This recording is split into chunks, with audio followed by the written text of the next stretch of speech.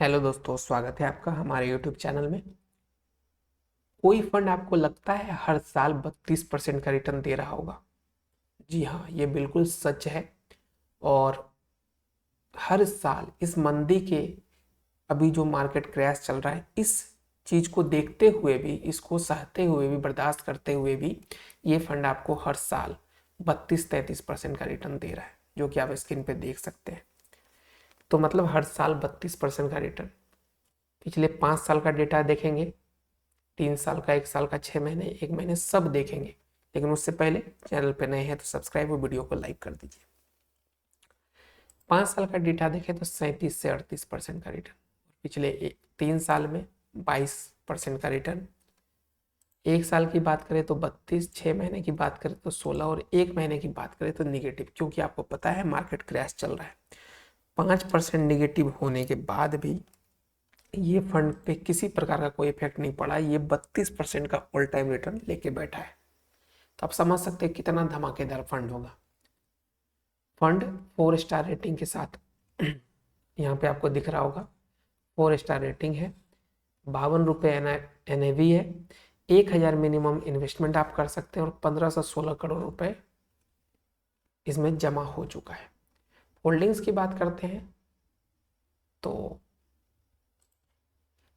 PCBL limited chemical industry से आता है 2.93%, Ami organics health care industry का है 2.72, विजया डायग्नोस्टिक सेंटर है हेल्थ केयर से 2.61%, चोलामंडलम फाइनेंशियल होल्डिंग्स है फाइनेंशियल सेक्टर से जो कि 2.29%, काइंस टेक्नोलॉजी है कैपिटल गुड्स से 2.23%।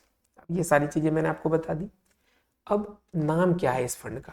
ये है बैंक ऑफ इंडिया का स्मॉल कैप फंड। आपको पता है स्मॉल कैप सबसे ज़्यादा रिटर्न देता है, लेकिन उसमें भी अगर बैंक ऑफ इंडिया की बात करें तो ये बहुत ही ज़्यादा ही रिटर्न दे रहा है। ठीक है, इसका अपन कैलकुलेशन भी करेंगे, आपको पूरा गणित दिखाएंगे भी कि कितना पैसा आपको मिलने वाला है। तो चलिए थोड़ा सा और नीचे चलते हैं, इन्वेस्ट करते हैं इसमें कि कितना मिनिमम इन्वेस्टमेंट कर सकते हैं। अगर आप वन टाइम इन्वेस्टमेंट करना चाहते हैं तो 5,000 से स्टार्ट कर सकते हैं, 5,000 रुपये जमा करके आप छोड़ सकते हैं। लेकिन अगर मंथली करना चाहते हैं तो 1,000 रुपये से।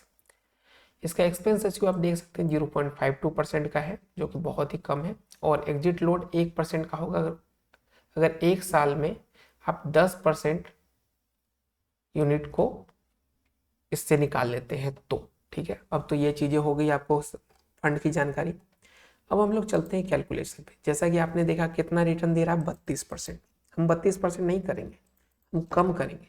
लेकिन उससे पहले इसका मिनिमम अमाउंट कितना है जमा करने का? 1,000। तो हम 1,000 रुपये डाल देते हैं, एकदम मिनिमम अमाउंट पे खेलेंगे।